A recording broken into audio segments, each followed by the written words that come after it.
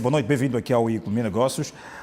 Vamos olhar para estes 5 anos da apresentação do Projeto Total e na quinta-feira, semana passada, testemunhamos lá na Península da Funch a retoma oficial das atividades deste projeto de gás que está a ser explorado na Bacia do Rovuma, como também de um investimento de mais de 20 mil milhões de dólares e prevê-se uma receita de 35 mil milhões de dólares para os cofres moçambicanos ao longo de 25 anos de exploração deste mesmo projeto. Como é que olha para esta retoma desse Projeto Total, embora não ficamos sem saber quais são os termos e condições do novo contrato, assim podemos dizer, porque com certeza que os termos e condições de há 5 anos não são os mesmos para o ano de 2026. Boa noite, Edson, e boa noite a todos os telespectadores que nos acompanham a partir de casa, mas também aos internautas que nos acompanham a partir das plataformas digitais da Miramar. Bem, olhar para o projeto da Total é importante, talvez, partir de 3 pressupostos iniciais.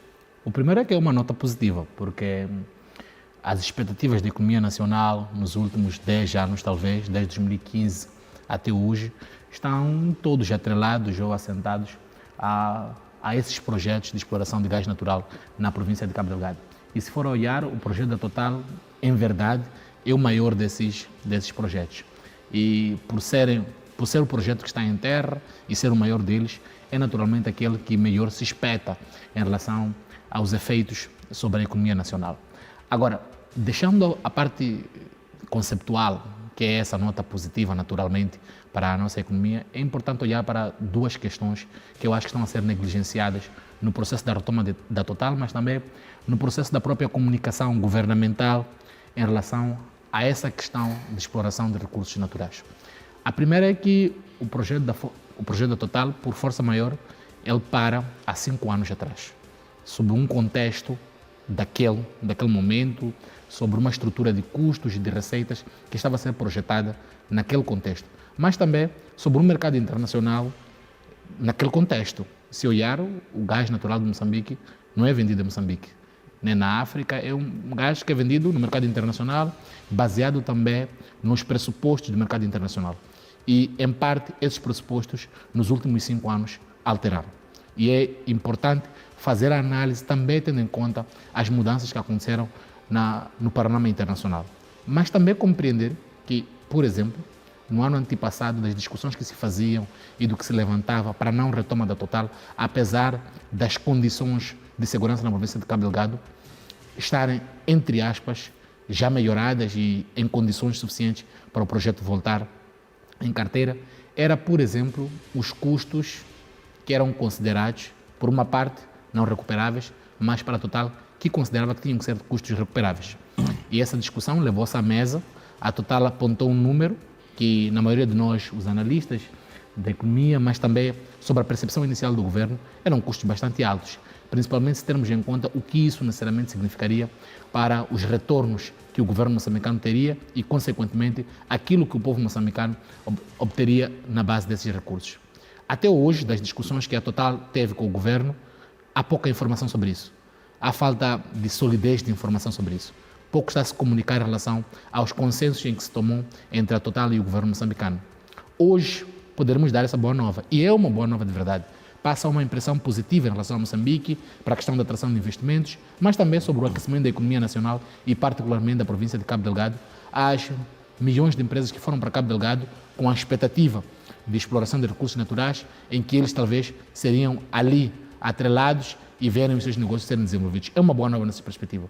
Mas poderemos lá em frente descobrir que, de certo modo, o governo moçambicano ocultou a informação que era relevante para a discussão pública, que é se a Total vai ou não recuperar os custos operacionais dela durante esses 5 anos e como é que esse processo vai acontecer e o que isso significa para os encaixes que o governo poderá ter nesse projeto. A terceira dimensão, que também é realmente importante, é sobre o contexto de expectativas que se cria em relação a este grande projeto. É um grande projeto, é um dos maiores da África, talvez seja o maior projeto moçambicano, é uma verdade. Mas a forma como o governo comunica sobre ele, a percepção que se passa é que todas as expectativas de Moçambique em relação à sua agenda de crescimento e desenvolvimento econômico estão atreladas a esse projeto. É de bastante risco ter uma economia como um toda atrelada apenas a um grande projeto. Isso demonstrou-se. Nos últimos 5 anos, se for a compreender, o processo de reestruturação da dívida pública que se fez entre 2017 e 2018, associado aos problemas de dívidas ocultas, estava atrelado às expectativas que Moçambique teria de receitas nos próximos 5 e 10 anos. E estamos hoje nesses 5 anos e Moçambique não está a ter essas receitas, o que significa que, de certo modo, pode comprometer a agenda da discussão da reestruturação da dívida que se fez naquela época.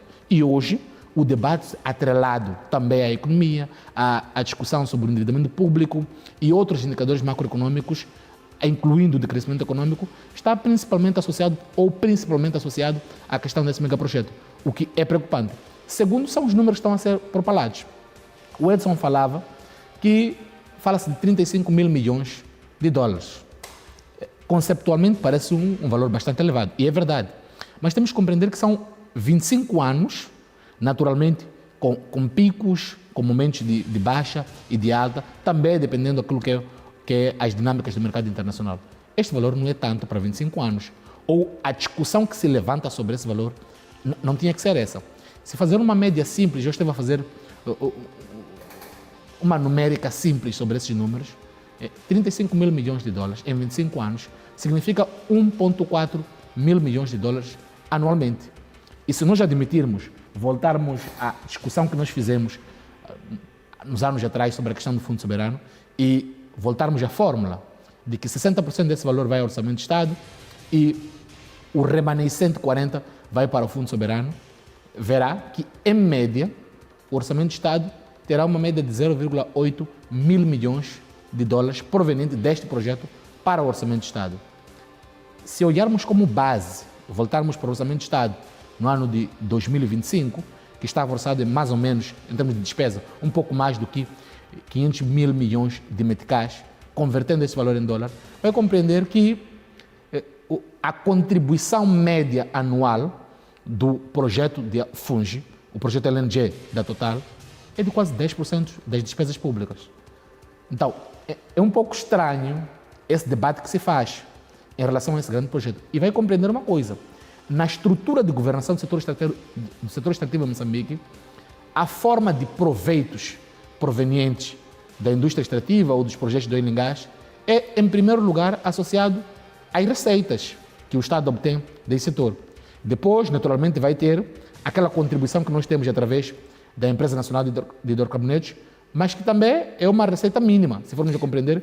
E por falar da questão da ENH, desculpa interromper,